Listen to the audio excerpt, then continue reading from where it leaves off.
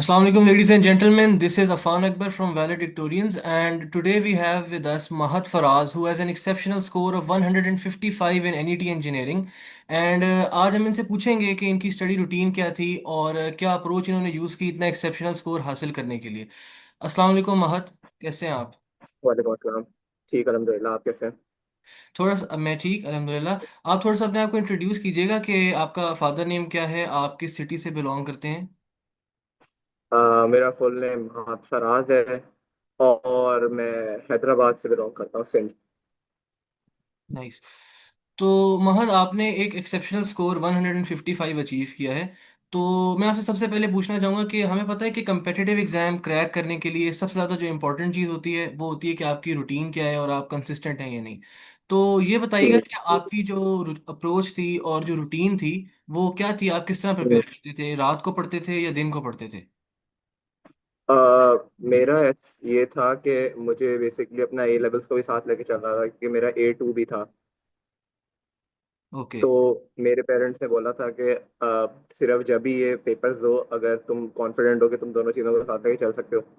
तो मेरा एनईटी इतना कंसिस्टेंट इस वजह से नहीं था, क्योंकि मुझे बीच में गैप्स लेने पड़ते थे, ए लेवल्स के लिए प्रेप करनी पड़ती थी।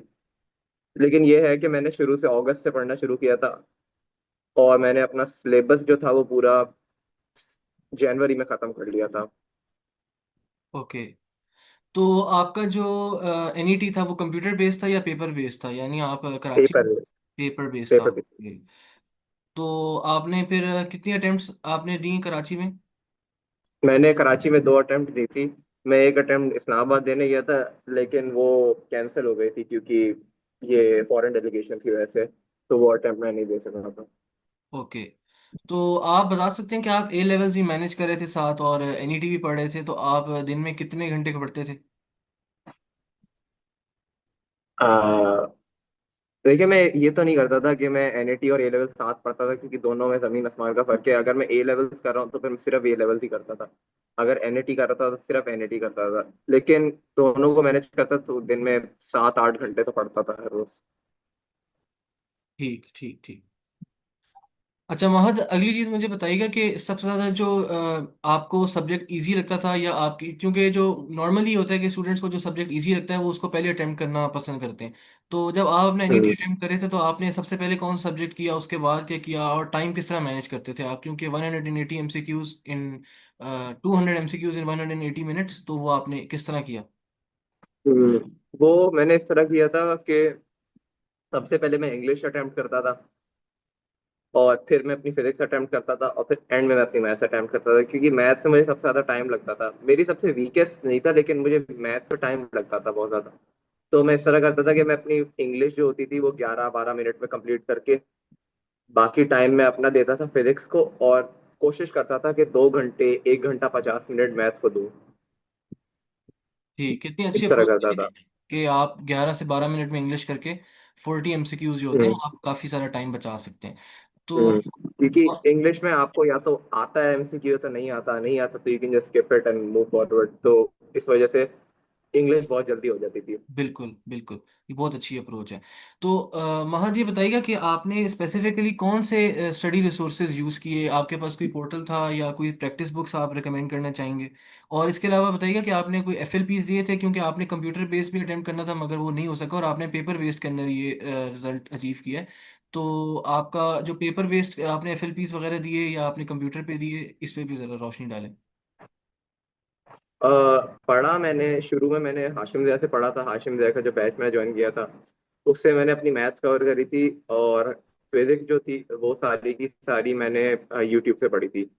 यूट्यूब पे डिफरेंट रिसोर्सेज से मैंने फिजिक्स कंप्लीट करी थी। उसके अलावा इंग्लिश भी मैंने एसईटी की इंग्लिश सारी पढ़ी थी, और एसईटी की वोकेबलरी वगैरह, एसईटी की वोकेबलरी लिस्ट जो होती है, ग्रामर वगैरह, वो सारी एसईटी की पढ़ी थी। और बुक्स जो मैंने सॉल्व करी थी वो मैंने सारी किप्स की बुक्स जो थी वो सॉल्व करी थी। किप्स फंग की मैथ वाली जो थी, और फिजिक्स एंड इंग्लिश की जो थी, वो सारी मैंने सॉल्व करी थी। एक एक दो दो बार सॉल्व करी थी मैंने वो सारी। एफएलपीस तो मैंने सारे ही किए थे। जो नस्ट ड्राइव पे थे उसके वो 20 किए थे मैंने।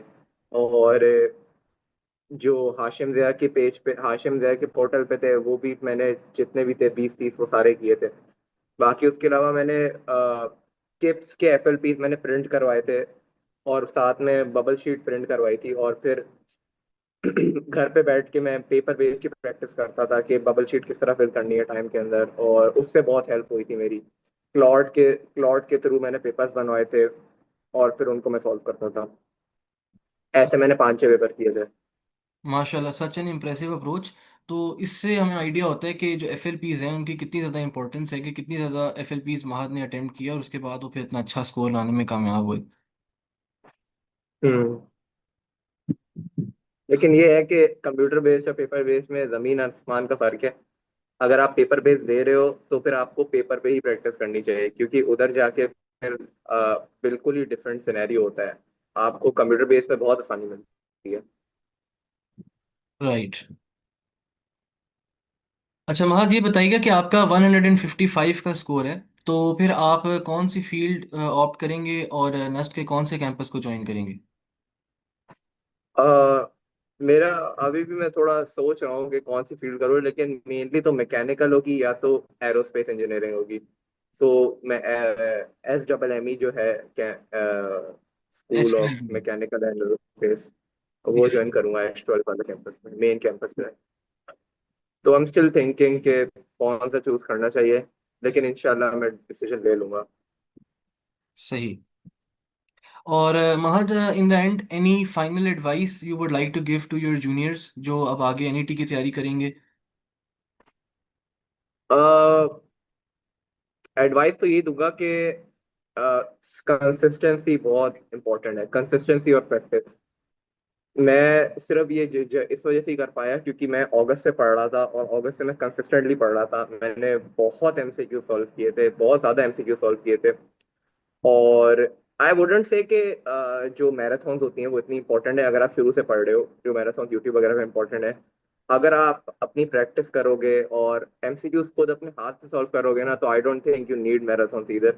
बस practice is the key in amplitude.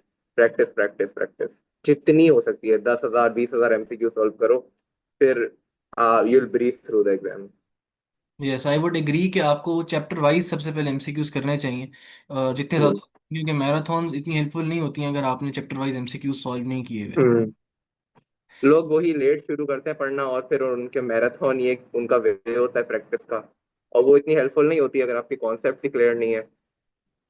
बाकी ये बात मैं बताना भूल गया, मैंने पंजाब टेक्स्ट बुक भी पूरी पढ़ी थी, दोनों बुक्स जो थी। पीटीवी मैंने दोनों पढ़ी फिजिक्स थी, और उससे मेरी फिजिक्स। फिजिक्स के कॉन्सेप्ट को क्लियर करने में बहुत हेल्प हुई थी। ओके। ठीक है Mahad, thank you so much for your time and many many congratulations to you and your family. आपने पाकिस्तान की वन ऑफ द बेस्ट और मे बी दी बेस्ट, डिबेटेबली, आपने यूनिवर्सिटी सिक्योर की है। Congratulation and thank you for your time. Thank you. Allah Hafiz. Hafiz.